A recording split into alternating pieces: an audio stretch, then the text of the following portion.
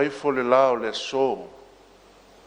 Fie whatalo whatu le tato ngā luenga wao le neitu la fiafi. Mai lawela na ona te itai ma le whalitua. Le au whai ngā luenga i so stafao le nei lalangi. Si o lawa i sito e tamatama i alo ma whanau. Whawhira te fo i ia mōlunga o Samoa. O e umwhera whafonga mai i le nei sauninga i le neitu la fiafi. Na mataina le nei sauninga le vi ingo le tua o saunia. Whaftai.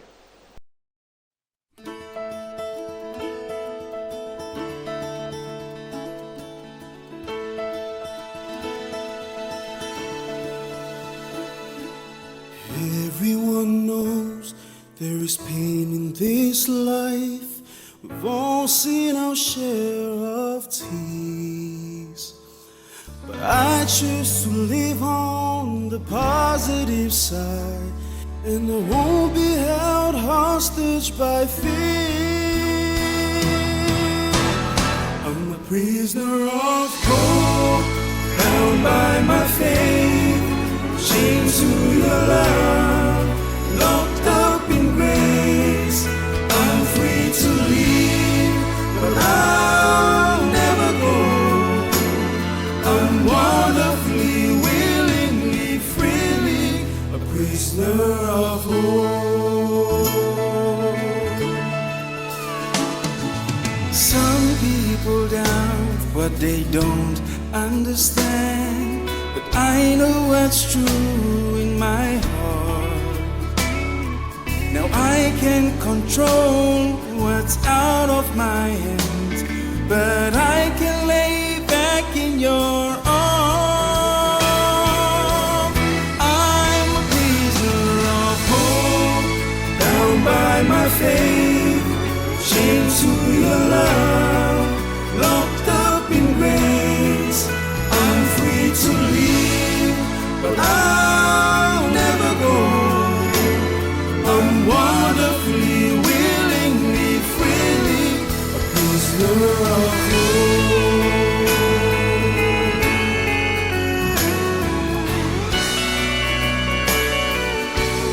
I'm a prisoner of hope, bound by my faith, chained to your love, locked up in grace. I'm free to leave, but I'll never go. I'm wonderfully, willingly, freely a prisoner of hope, bound by my faith, chained to your love, locked up in grace.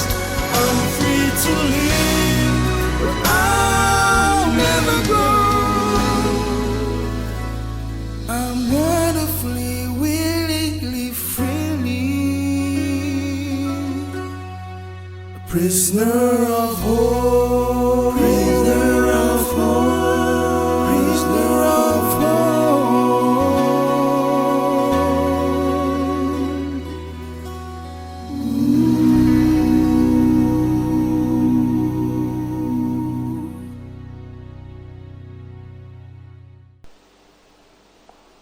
O lau whea le tātou te talo. Lo mātou ta mai o i le langi. Ia vi ia lava lau o fio i le ne fiafi. O ma whai ona whaiwina ngā luenga, whai walofi lima na whenga iei lo nuu. O le ngā te tutonu o sio mātou tunu o Samoa o mātou no nofo mau mawai. Ia maise ta whae fio le nei pāneta o ma whai ai o na iei lau tala le lei. O ngā lulue ai o lau whanau malonu. Na mātou te talo lea le tua se vaenga o fionga la mātou whasoa i le ne fiafi. Ia whauina ma ia pai atu i whinangalo ma whamoi moe. Na ia saunia i mātou mo le aso tele ua lata mai. Le aso e fio mai ai lau fio. Ma avina atu o lau whanau. Whamanuia le whaafonga anga si o mātou e kalesia mai si o Samoa o whaiora maua mai le nei Porkalame. Mai lava i le te itai o le nei ngaluenga si o si toe tāmatama. I lo lava suafa Iesu ua ole mo mātou te talo tuai Amene. O le whiau o le nei e fiafi. O le amaua mai se manatu au tu e whau tu i ai le whiau o le nei e fiafi. I le tusi a le vangalia a luka mta upo e luas fulma le wha. A o lona whai upo e whaas fulma le lima. Mai le whamtalanga le tus pa ia ona te tala ina lea o ia o lātou loto. Ina ia lātou langona ai tusi. Ona te tala ina lea o ia o lātou loto. Ina ia lātou langona aitus. Moso teimea e whaitau le fionga le tua. E aliali mai i lea tupulanga ma lea tupulanga. E toa te le lava e whalongolongo a e le langona se mea. E o lava i so o Yesu na momoe whatasi ma ai. Ae na whamanatu ia i Yesu. Le whenga inga tuai le fionga le tua na tu sie mose o tu la fono. Ma le au perfeta. Whatasiai ma tu sia salamo. Mai whamtalanga Yesu. Na o tau whalongo ai ana mua. Ae tau te lela ngona. A mola so te mea e whaitau mai. E ni ali mai. Tolu ma le awha tausanga. Na mafuta ai e su mo na so. Pei tai la tau te le i langona ina. Ma whanga nāre, so a whai tau leo te fia wha mawhaina e le ia whire nei. Mai ona te tala ina lea e Yesu o loto lona uso. Ina ia lātou langona aitus. Tusi ia whai mai o ane na moni mau i a Yesu ke viso. O lau tūla o whi au, i le nea fiafi o te mana e whau tū i eise upu wha malosi mo le aingo le toa. O wa whau tuina i se whisidi e whau pia. Po ua e la ngona le fina ngalo le toa. Po ua e la ngona le fina ngalo le toa. Le aingo le tua i le nefiafi. Whai mai le maulea na whautu i ele whiau. Ana le te talaina i Yesu o loto leo so. Lātou te le langona. O le wha mauninga. Teimi a toa na mafuta aina wa ai ai au so i wawenga. Se o mai le aso le ana tu sia i le whamtalanga le te mo luka i lo sufa. E fio atu Yesu o lai poto o whaile tunuia. O na manatu leonis, o le anganga le mele o sau. Se o aina whasiri Yesu po Yesu me ai o na vai le lia, wa u whaari atu lima na tu i whao mo na vai. E le ali mai ai le ital tonu leo so. Mai leo na te tala le Yesu o loto leo so. Mai whape nā nisi teimi. Te le nopo le hale umina e lotu ai, ma e wa ai le a ao le tua. A e le i mawhai lava na te tala lo loto i le upua le tua. O le vang mo mola leo le whiau le ne fiafi. E manao le tua le kale sia. Po whea le atunu olo e anga lue mau aunai. Ia te tala lo loto.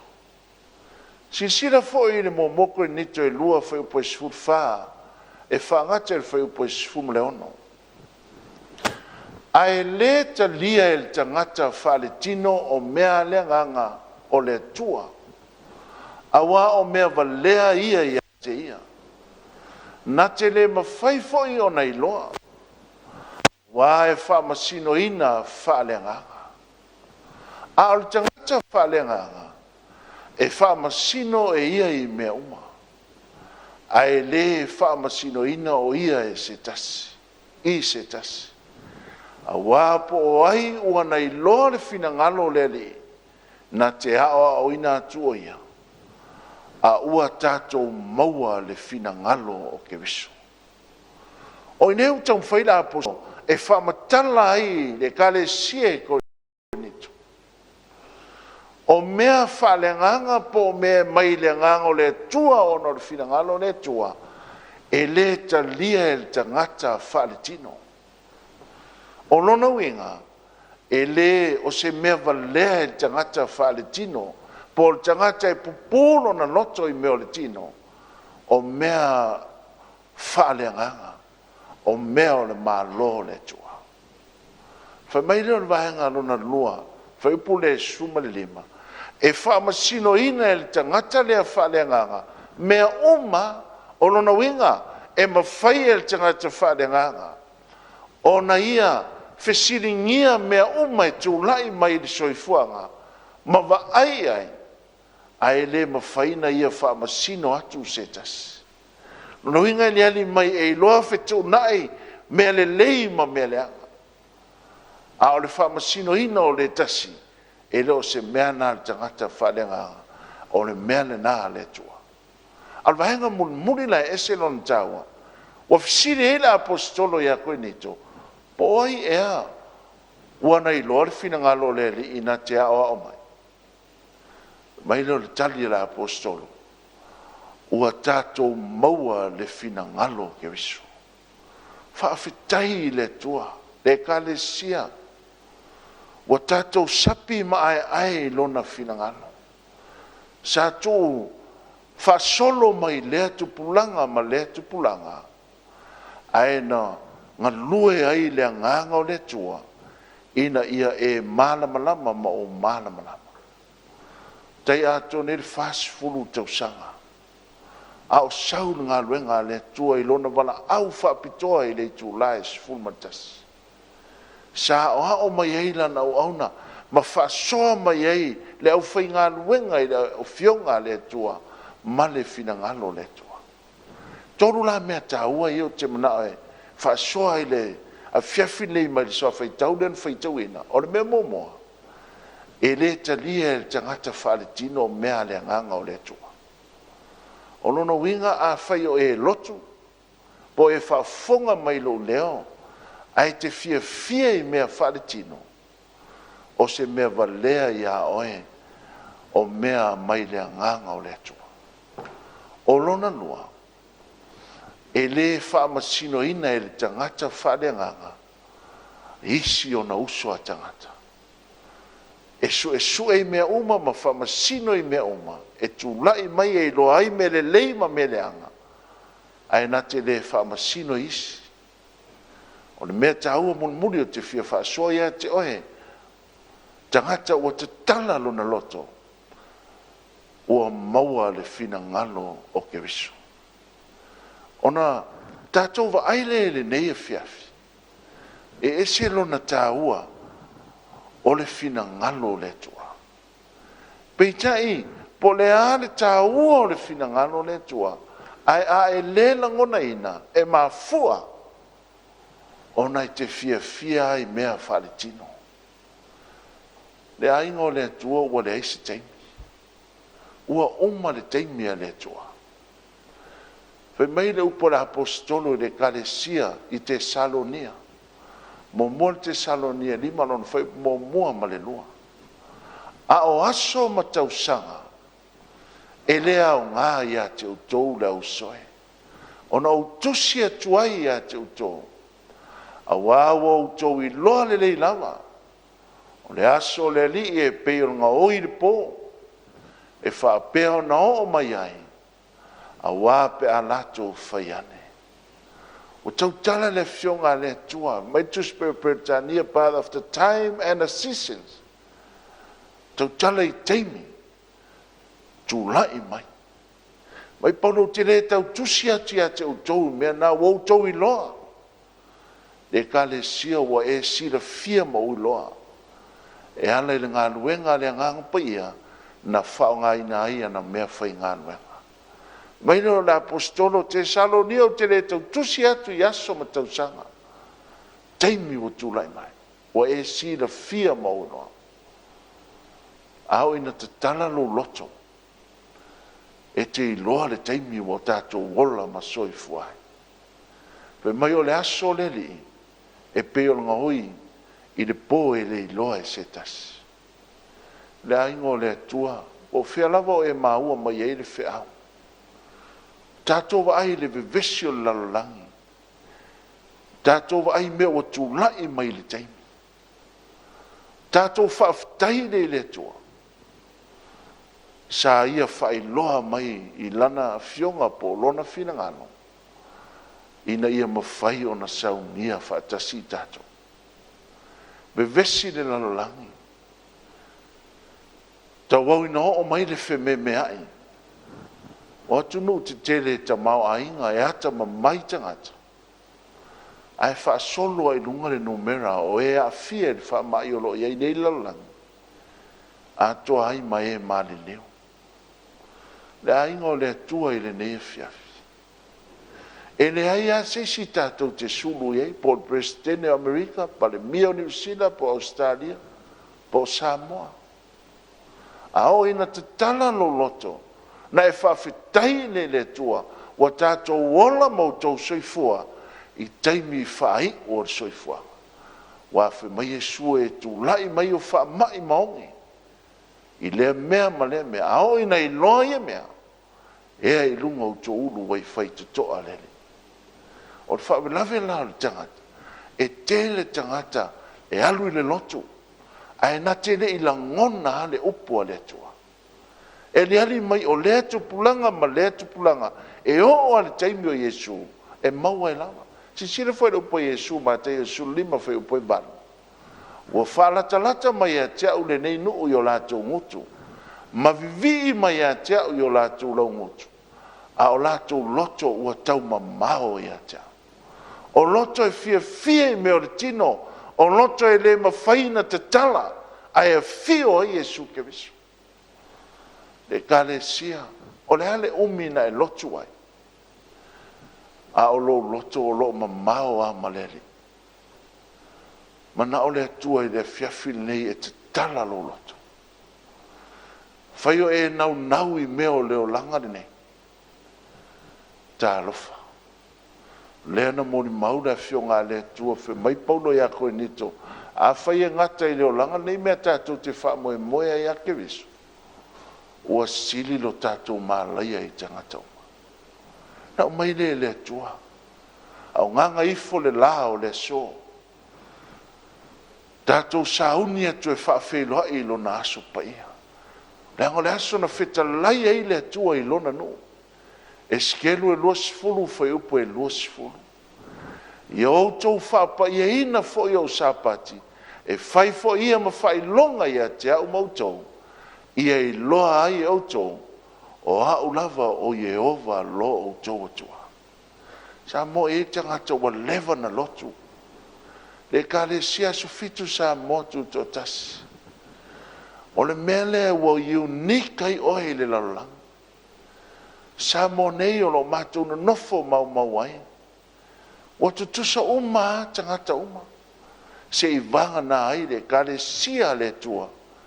E loa i lona sabati. E o le kalesia tele, o tau sia susafo i pe o lotu katoliko, metotisi, o tutusa uma. Ai ese mai oe ma, ona o le whai longa le atua, o lona sabati a sofitu.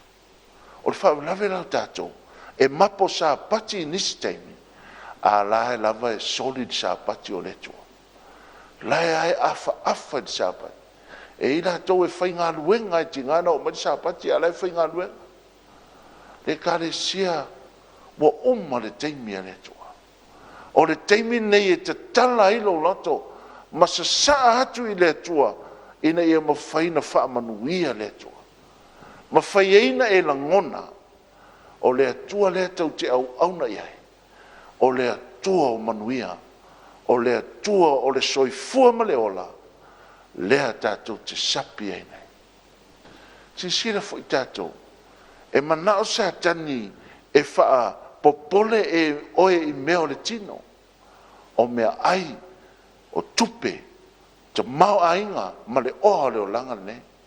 Ai susua le whiunga le tua, whe mai e pepelo le oha, e ma vai ma eli ngoi, ma ati le mono moa. Ai e whaamonianga le tua, le tusia i seia, Pe a fai ai o maine sa pati o le tua. Ai te le solia. Si sila foi le isa e lima valu foi po sfulton. A fai e te li liu e se lo vai le sa pati. Ai le fai a lava lo loto i lo wasa. Ma e ta ua sa pati o le aso fia fia. Le aso wasa ia Yehova. Wa mamalu. Ma e fa mamalu iai.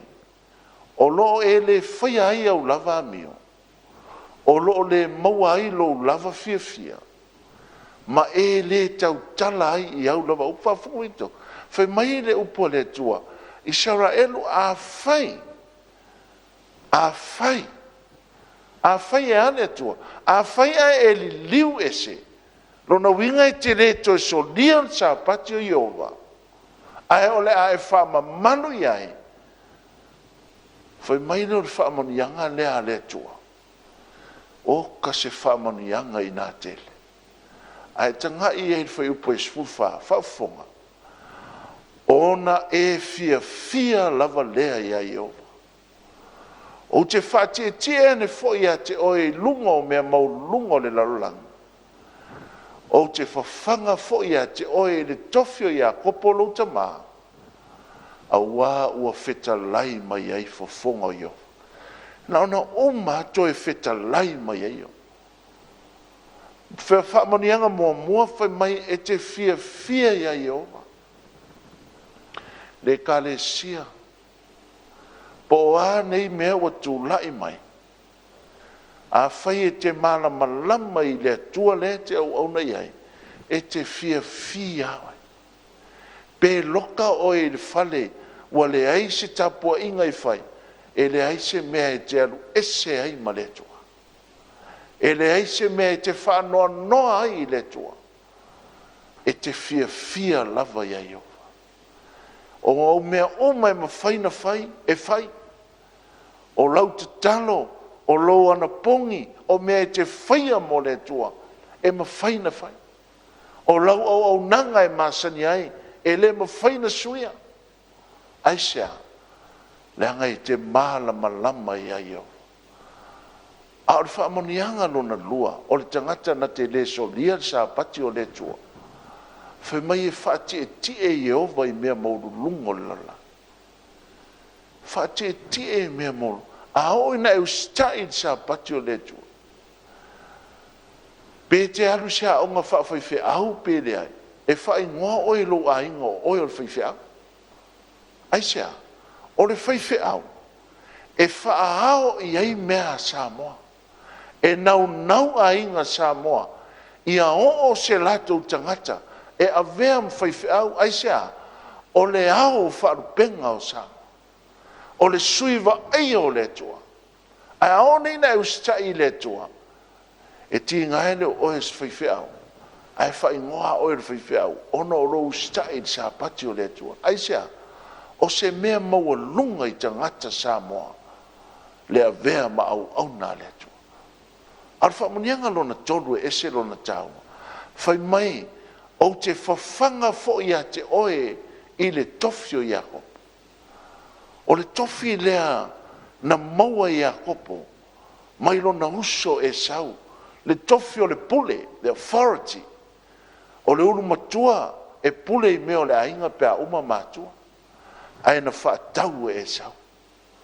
Ina ua o le a watu whaamonianga, e alu e sau e turi manu, e foi mai, wa alu ma i akopo whaamonianga. O whaamonianga na ia man mea na tofi ai, e le atua i akopo, na whai mo na tofi, whai mai e tausi ai e le atua tangata, e usita i ni sa pati o le atua. O ka se whaamonianga. Ona e popole lea sa le aingo le atua, ai maisio sa mo whafonga mai, i mea o leo langa, e ngata le tunga mau. Ao nei mea oma, e tausi ai oe le atua. E tā pena ai oe le atua. Si tala no mata ima whaitau ai. I lunga lai online. Mai o si tina walu atu nau fia mo se fisosoani. Talu ai wa afia ia i lana ngā luenga. Wa le mawhai aina toi maua se tupi. Ai to tele si ana whanau. na ungani atu le pule o fale o loa. Pe ma faina faise fa tau. E ave se i tau si eisa na fa nau mo sina taimi. Ai o te toi te tongi ina pe a uma. Le fa salanga o lo a fia. Pe a maunga matoe le leila o nganu. Fiu e tau mawhai. Wa tili na lua e lunga le leo le pule le fale o loa. E le mawhai na whaise me whapena. E le mawhai na usosuani is tangata o te le maa malama ia. Langona mai le stasi tangata sau whaisa na whatau. Sau leo tau mawhai tala noa atu le whatau o loa. Po le pule le fale o loa. Pe mate mawhai na whaise usosuani mo sitinane. Mai lo le tala le whatau o loa. Alo tusi uma mai me te mana o mia, le lisi te mana o mia. Ona tūle ilunga o le fua lea. A whai e aluae le mamafa o le lisi lina, e pau fo lina o le mamafa, o me mwhaina o tu ua, e whetau i ma le lisi lea la e tuelu. O ilo le leia le whatau oloa, e maa le whasipepa. E whawhea na alua i le fua na o le lau pepa e tasi. Alu lo tina tusi lalo. Uma na tusi o le lisi el tina, sa ulo tu u lunga o le whatau. Fe mai e tu atu i lunga o le fua whatau o le whale uloa. E peo se ala ma mafaua, walu i lalo le fua. Alu lo le whatau lo le pule e tusa malantala, o fe mai e na te la ua uma mai amea. E whetau i mal ma mafa o lana lisi. Wa lau mai, lau mai, lau mai. E ma mafa ale lisi. Fa pelo le whataulo. Se peia e pe pelo le mele na whai el tina. Po le hana mafu anga ua ma mafu. Alo mai pepa siaki pe eise me ua whare tonu ere fua. Whai tau atu le tina. I le whaspepa. A mi ni pule le whatau o le whale o loa. Whai tau atu paua i o upuna. Na tu sia el tina ilana, o lana te talo. Mai lea tua, o oe o lea tua tali manao. Ia e whaia se wawenga, e tali ai loo manao mea.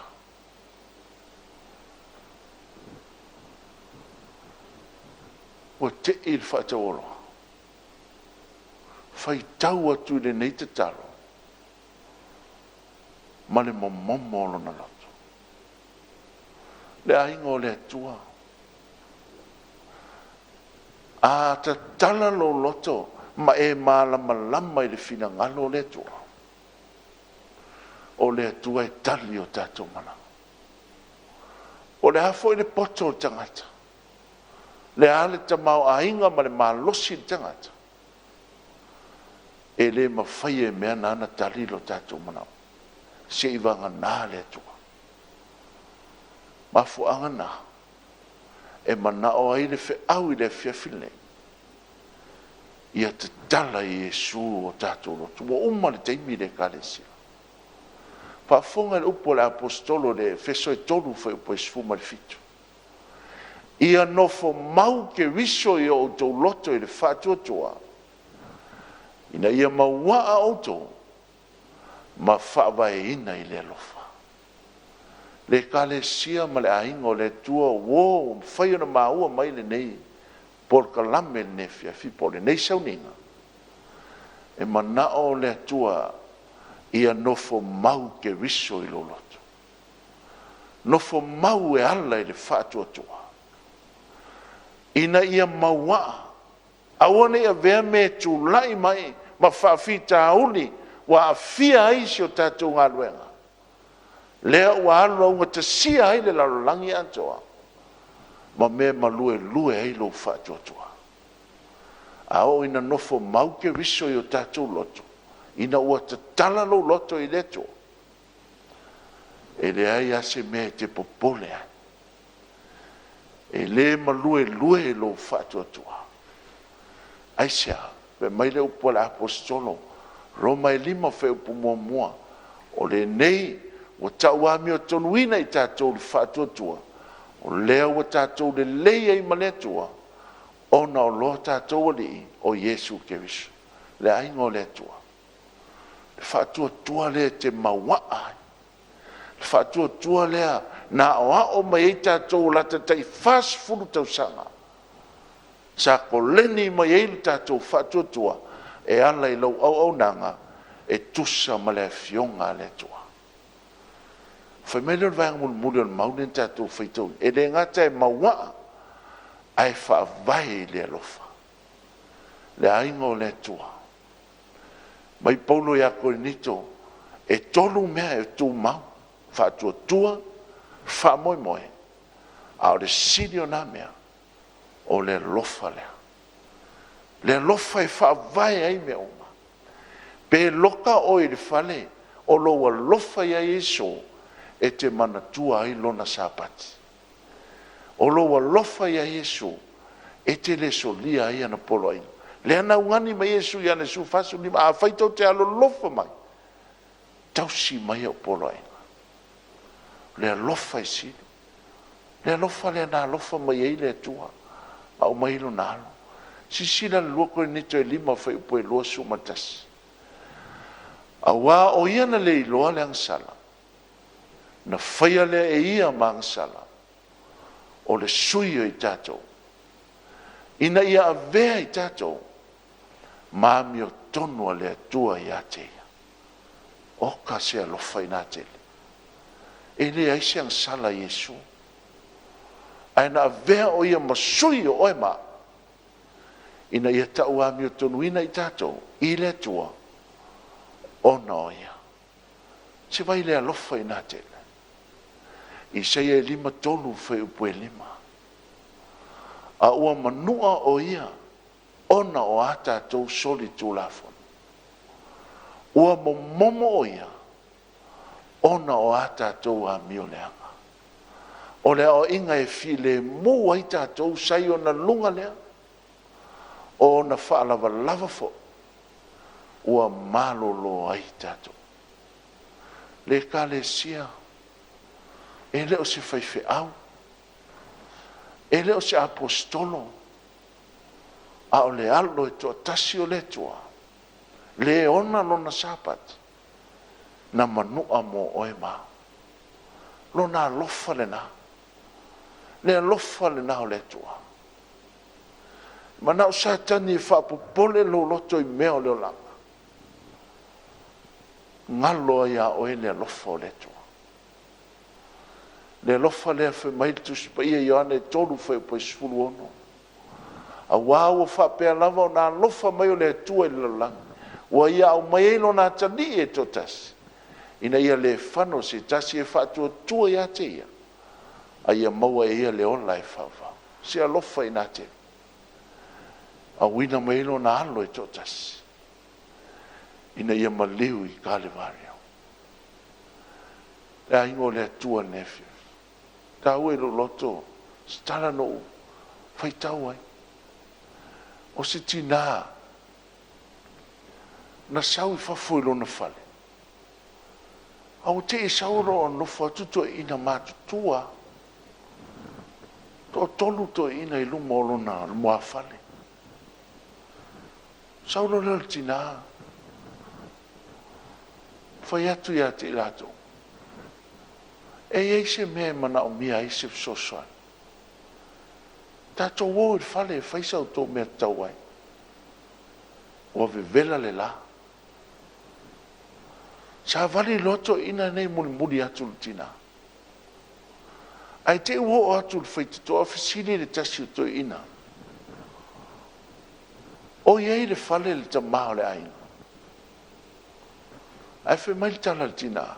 Le ai. O lo al watu le taulanga e whaid wha tau sauan.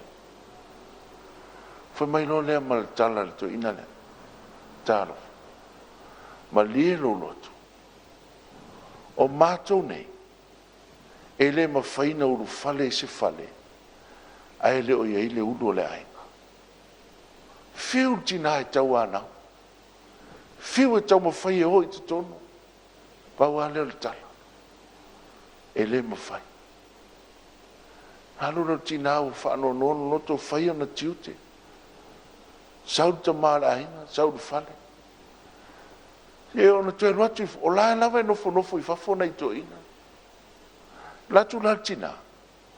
Mai no le tasi toina. Tina, te una ia e malama ia te mato. Sa ulo toina ma introduce la to. Mai lo at foi le ngol tina. Mai tasi toina.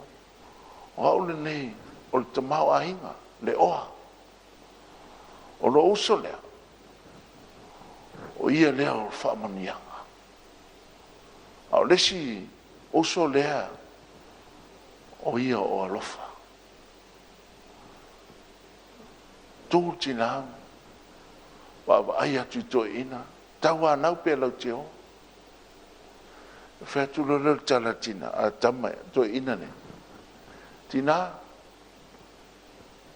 e le leina e alu tō ti tala noa I tōnu ma whai meo le tō ainga. Au te popole foi a te mato. Anu le tina tala noa son tō lua. Te manao. Tō tolu tō ina. Tō ina o le oa. O lesi tō ina o whaamanianga. A o lesi tō ina o le alofa. Al fai mai tala tō ele ma whaina o whaatasi se fale. Se I wanga nā ua sau tō atasi sisi. Ai o te sau te whirwhini po o ai tō atasi au mai. Oso tūro fia te maare ai. Au mai le oa ma le tamau ai. Le lope laki ai tāua. O tā le lava vātu tongi ai tā lafu. Ia e whai atu tala le whine. Le ai. A mai le oa, ia e whawhia na isto ina. Tau mawhau whau whamanianga. Pa mai whamanianga. A esi tamatini tala waulawa si ungari. O la ngona mai le tala noanga mātua. So mai lo matini titine. Tita māma tina. A pe a mai alofa. Te manao e mai alofa. E watu lo ma te tina I fafu. Tala noa ma to ina. O tu la fono te whai mai to ina. E le ma whai na o whaatasi. O lea la wa natu ne tina. E piki to tasi. Na natu lo lea whaatu ia. Wa I u la whai ungal matu ai. O le a mai alofa. Ma te o e whai se matu mea ai le ason. Ia. Sa vali lo tina ma alofa. Ai vai mai, o lai muri atu ai ma, malto ina lea o le oa, malto ina o whamonia. O or whai toa whatu lo maltina. Na tō whai mai nei ai le ma whainto o whaatasi, pe muri le sito o lua I le sito tasi. A la mo ono muri mai lea na o piki na o lofa mateo. Mai lo maltala, tama lea, oa, maltamau ai. Tina, ana e pikia le oa. E na oa ua o te alu. E le mawhaina o alu ma ave le whaamanianga. E le mawhaina ave le alofa. Ana e pikia fo I whaamanianga. E alu ana o ia. E le mawhaina o alu. A ua e whirwhilia le alofa. A iai le alofa I te tono le ainga. E iai le oa maltamau ainga. E iei le whamanianga. O le mafuanga na ua mamuri mai ai. Le ainga o le atua. Le atua le na mua ia lofa mai mo tato. Le atua le nao manuia. Le atua le nao le oa ma le tamau ai. Ai se hai te whememe ai ma e le mautonu ai. Ona o mea o tu lai mai. Si sira foi tātou I le lofa o le toa. Filipi lona mta o pue lua foi pue val. Mai nei loa foi o ia ua tino mai I le tangata. Ua wha maua lalo o ia I ia. Ma ua ana ua o I le maliu. O le maliu lea I le sātau. Le lofa lea o le alo e totas. Le lofa o Iesu na maliu ai ka le mario. A leu tātou sapi ai, ma ai le manu o mau ai le oa ma le tamau ai o mau ai fa manianga i le olanga ne ono Yesu ke visu na lofa mai a te tatu tauina ia fa manuia le atua fa manuia le atua i le kalesia fa manuia le atua mai lava i lana au na te tatu aone a vea mea wa tūlai me o le soifuanga e ngalo ai lo wa lofa i le atua mana tualo na sapati ai lo o nanga e pio na masini ai le vao lo uso atanga lo mātou ta mai o i le lang whamanuia i le whi awa le nefia whamanuia i lo mātou walo atu ma te tala ina le nei sapati i a vea o se sapati o whamanuianga i o mātou ainga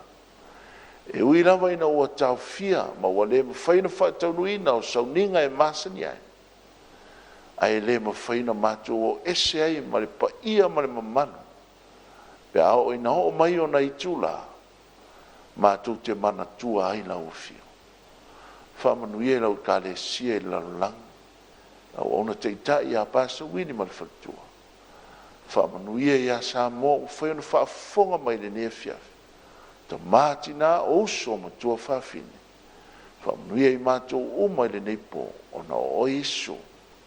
Amen.